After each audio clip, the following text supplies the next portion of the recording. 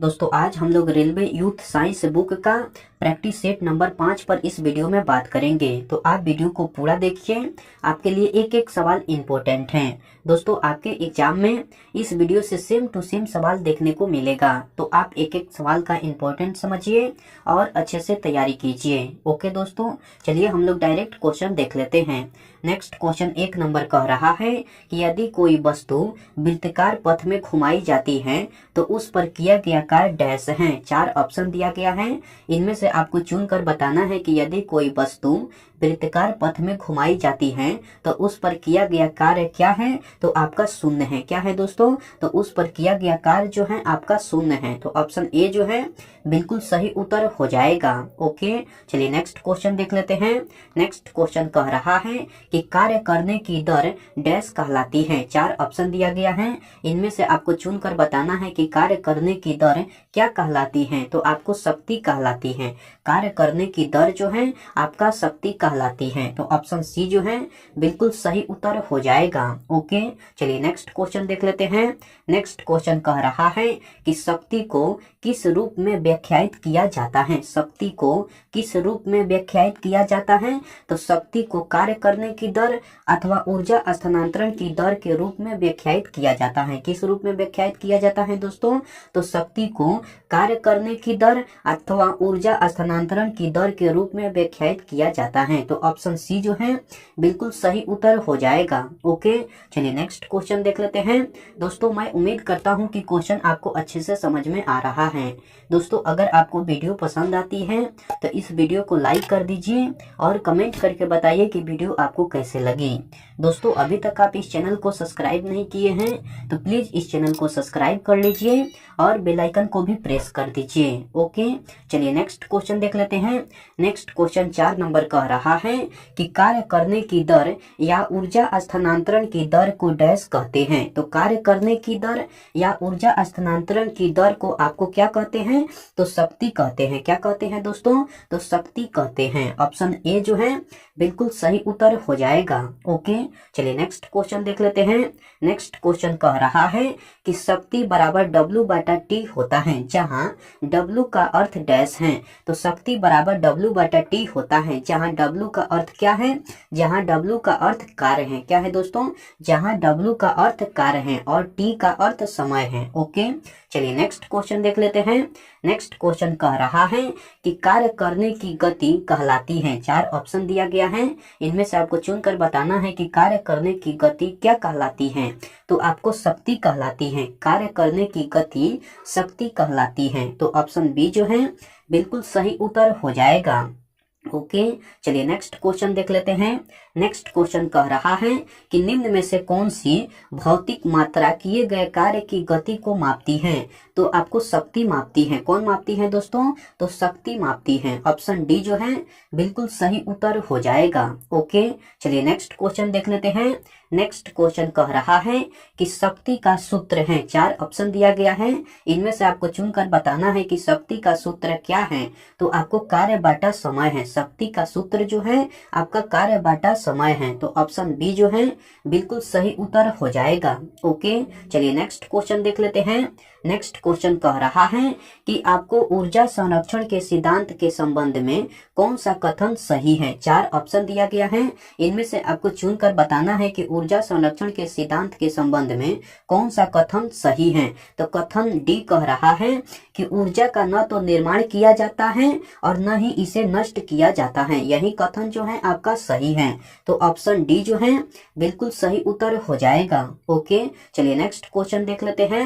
Next question कह रहा है कि यदि वायु प्रतिरोध को नगण्य माने तो मुक्त रूप से गिरते हुए पिंड की स्थितिज ऊर्जा और गतिज ऊर्जा का योग क्या होगा। तो आपको स्थिर होगा। मैं यह क्वेश्चन फिर से रिपीट कर दे रहा हूँ। क्वेश्चन कह रहा है कि यदि वायु प्रतिरोध को नगण्य माने तो मुक्त रूप से गिरते हुए पिंड की स्थितिज ऊर्जा और गतिज ऊर्जा का योग क्या होगा। तो आपको स्थिर होगा। क्या होगा दोस्तों? तो स्थिर होगा। ऑप्शन डी जो है बिल्कुल सही उत्तर हो जाएगा। ओके, चलिए नेक्स्ट क्वेश्चन देख लेते हैं। नेक्स्ट क्वेश्चन कह रहा है कि डैश के कणों की गतिज ऊर्जा अधिकतम होती है। 4 ऑप्शन दिया गया है, इनमें से आपको चुनकर बताना है कि किसके कणों की की गतिज ऊर्जा अधिकतम होती है? तो आपको गैस के कणों की गतिज ऊर्जा जो है अधिकतम होती है। किसकी होती है दोस्तों? तो गैस के कणों की। ऑप्शन डी जो है बिल्कुल सही उत्तर हो जाएगा। ओके, चलिए नेक्स्ट क्वेश्चन देख लेते हैं। नेक्स्ट क्वेश्चन कह रहा है कि पवन चक्की पवन की किस ऊर्जा का उपयोग करती है? तो पवन चक्की जो है पवन की गतिज ऊर्जा का उपयोग करती है। किसका उपयोग करती है? तो आपको पवन की गतिज ऊर्जा का। ऑप्शन बी जो है बिल्कुल सही उत्तर हो जाएगा।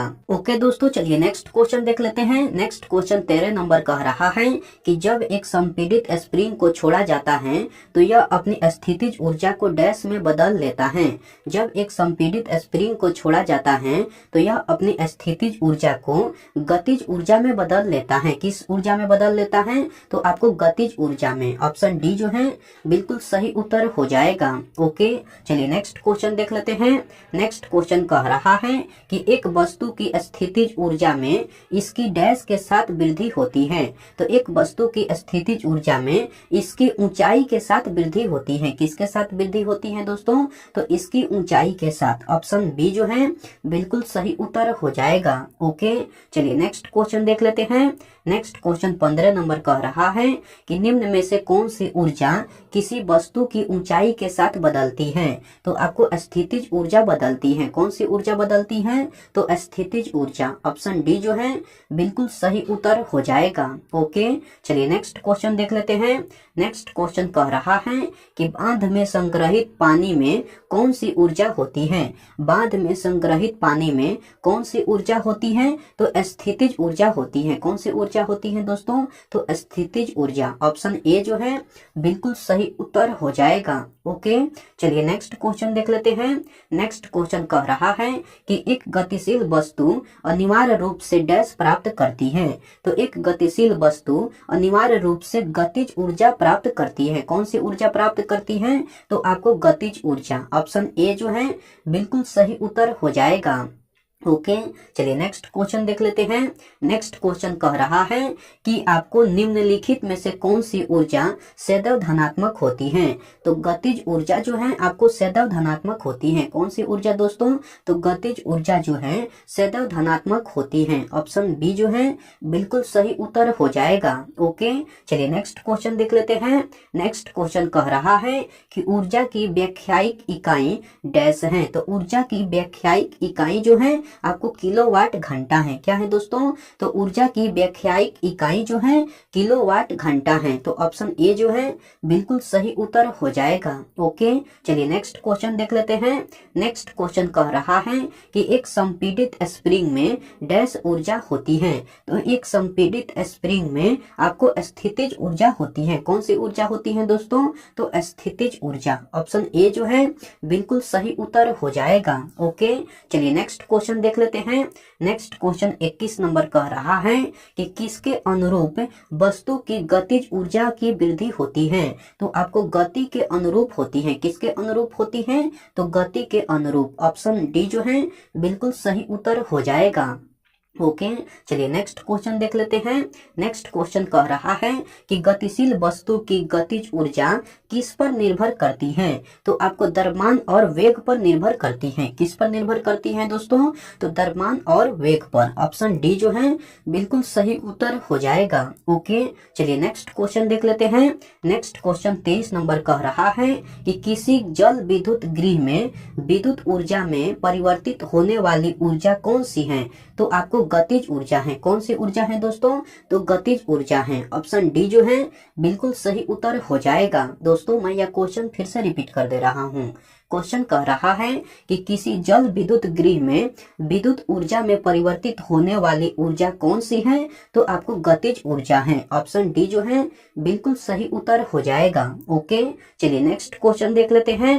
नेक्स्ट क्वेश्चन 24 नंबर कह रहा है कि आपको यदि एक वस्तु का संवेग 3 गुना कर दिया जाए तो इसकी गतिज ऊर्जा होगी। तो इसकी गतिज ऊर्जा जो है मूल मान का 9 गुना हो जाएगी। तो इसकी गतिज ऊर्जा जो है आपको मूल मान का 9 गुना हो जाएगी। तो ऑप्शन सी जो है बिल्कुल सही उत्तर हो जाएगा। ओके, चलिए नेक्स्ट क्वेश्चन देख लेते हैं।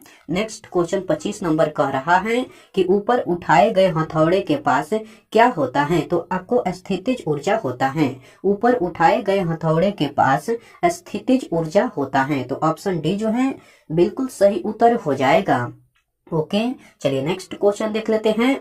नेक्स्ट क्वेश्चन कह रहा है कि यांत्रिक ऊर्जा गतिज ऊर्जा और डैश का संयोजन है। तो यांत्रिक ऊर्जा जो है आपको गतिज ऊर्जा और स्थितिज ऊर्जा का संयोजन है। किसका संयोजन है दोस्तों? तो यांत्रिक ऊर्जा गतिज ऊर्जा और स्थितिज ऊर्जा का संयोजन है। तो ऑप्शन सी जो है बिल्कुल सही उत्तर हो जाएगा। ओके, चलिए नेक्स्ट क्वेश्चन देख लेते हैं। नेक्स्ट क्वेश्चन 27 नंबर कह रहा है कि किसी तने हुए रबर बैंड में किस प्रकार की ऊर्जा होती है।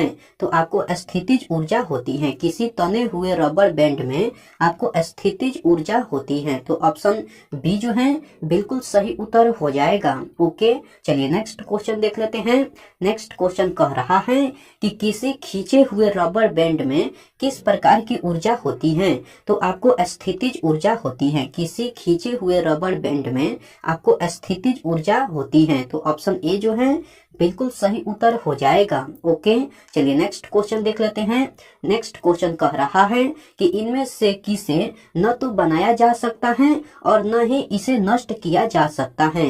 तो ऊर्जा को न तो बनाया जा सकता है और न ही इसे नष्ट किया जा सकता है। तो ऑप्शन ए जो है बिल्कुल सही उत्तर हो जाएगा। ओके, चलिए नेक्स्ट क्वेश्चन देख लेते हैं। नेक्स्ट क्वेश्चन कह रहा है कि किसी वस्तु द्वारा उसकी स्थिति या विन्यास द्वारा प्राप्त ऊर्जा को कहा जाता है। तो आपको स्थितिज ऊर्जा कहा जाता है। मैं यह क्वेश्चन फिर से रिपीट कर दे रहा हूँ। क्वेश्चन कह रहा है कि किसी वस्तु द्वारा उसकी स्थिति या विन्यास द्वारा प्राप्त ऊर्जा को कहा जाता है। तो स्थितिज ऊर्जा कहा जाता है। तो ऑप्शन सी जो है बिल्कुल सही उत्तर हो जाएगा। दोस्तों इस शिफ्ट में इतना ही सवाल था। सॉरी दोस्तों, इस प्रैक्टिस सेट में इतना ही सवाल था। मैं उम्मीद करता हूँ कि सारे सवाल आपको याद हो गया होगा। दोस्तों अगर आपको सारे सवाल याद नहीं हुआ है तो आप इस वीडियो को फिर से देखिए। आपके लिए एक एक सवाल इम्पोर्टेंट है। दोस्तों आपके एग्जाम में इस वीडियो से सेम टू सेम सवाल देखने को मिलेगा।